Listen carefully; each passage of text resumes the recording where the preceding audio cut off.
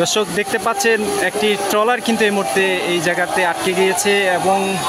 সবাই মিলে কিন্তু এই মুহূর্তে ট্রলারটিকে এখান থেকে পার করার চেষ্টা করছে। দেখতে পাচ্ছেন এই এলাকায় যারা আছে সবাই মিলে কিন্তু একসাথে এখানে হাতে কিন্তু কাজ করছে এবং অনেকক্ষণ হয়েছে ট্রলারটি এখানে আটকে গিয়েছে এবং এর পাশে দেখতে পাচ্ছেন আরেকটি ট্রলার এখানে রয়েছে। দুটি ট্রলার কিন্তু এই মুহূর্তে এই জায়গা দিয়ে যাচ্ছিল এবং এই একটি ট্রলার যেটি সামনে ছিল সেটি কিন্তু আটকে গিয়েছে এবং স্বেচ্ছাসেবী এলাকাবাসী সবাই মিলে কিন্তু ত্রাণ পরিবহনকারী এই ট্রলারটিকে এই মুহূর্তে কিন্তু এই জায়গাটি কিন্তু অতিক্রম করতে সহায়তা করছে। দেখতে পাচ্ছেন এখানে কিন্তু পানি আছে প্রচুর, তবে ট্রলারের নিচ থেকে উপরের যে উচ্চতা সেই অনুযায়ী কিন্তু এখানে ওই পরিমাণ পানি কিন্তু এখানে নেই, যার কারণে কিন্তু এটি এখানে আটকে যায় এবং এই সড়কের পুরো সড়কের এই জায়গাটিতে একটা গর্ত আছে যেখান থেকে হচ্ছে গিয়ে যেখানে সবচেয়ে পানি বেশি এখানে কিন্তু কোমর সমান পানিও হয় দেখতে পাচ্ছেন এবং উৎসুক জনতা দেখতে পাচ্ছেন। পানির স্রোত কিন্তু এখানে প্রচুর পানির স্রোত। কুমিল্লার বুড়িচং উপজেলার সবচেয়ে বেশি পানি প্লাবিত হচ্ছে এই মুহূর্তে এই খারাতে গ্রামে এবং এই পানির স্রোত কীভাবে কিন্তু বয়ে চলছে এই মুহূর্তে দেখতে পাচ্ছেন এবং দাঁড়িয়ে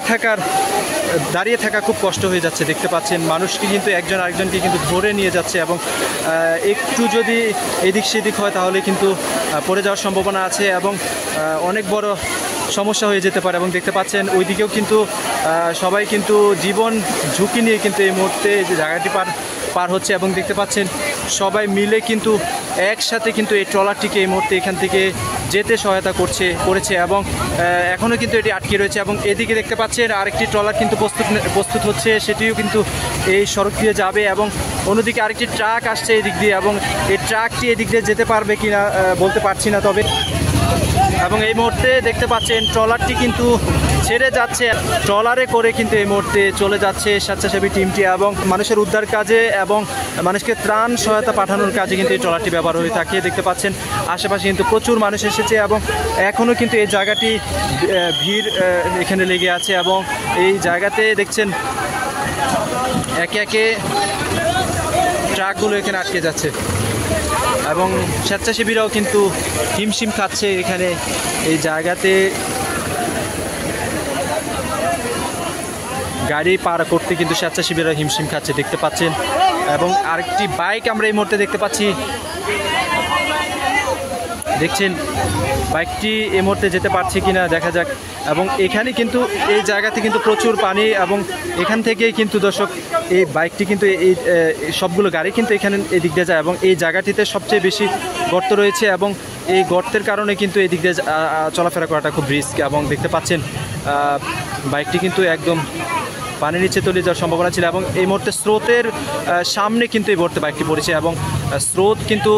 বাইক টেনে নিয়ে যাওয়ার চেষ্টা করছে এবং কয়েকজনে মিলে কিন্তু দেখতে পাচ্ছেন বাইকটিকে কিন্তু ধরে রাখার চেষ্টা করছে এবং এদিকে দেখতে পাচ্ছি আরেকটি ট্রলার যেটি বলছিলাম সেই ট্রলারটি খুব সম্ভবত এদিকে আসবে এবং দেখছেন মানুষ কিন্তু এখানে প্রচুর ভিড় করেছে এবং সবাই মিলে কিন্তু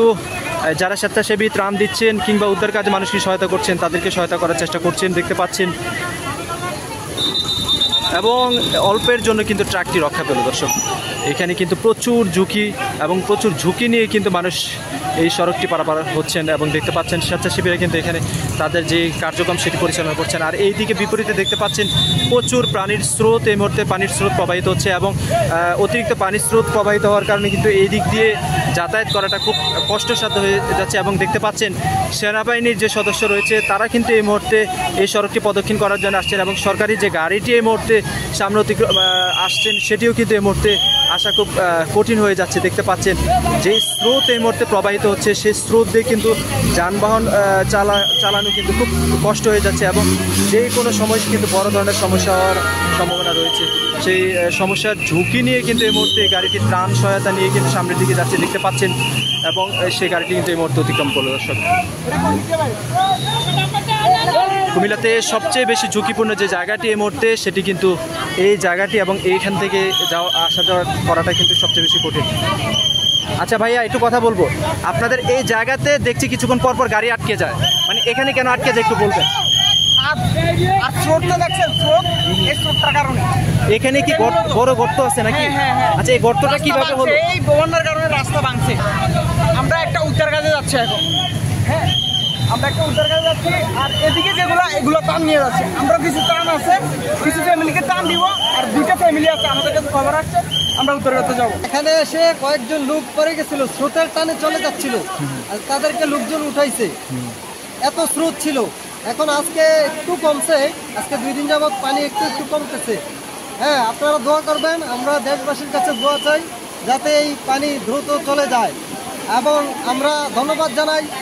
বিভিন্ন দেশের বিভিন্ন অঞ্চল থেকে আমাদের জন্য ত্রাণ সামগ্রী নিয়ে এসেছেন। আমরা যথেষ্ট পরিমাণে আপনাদের সহযোগিতা পেয়েছি এবং ভবিষ্যতে আপনারা যেন আরও বেশি সহযোগিতা করতে পারেন সেই দোয়া কামনা করি। এবং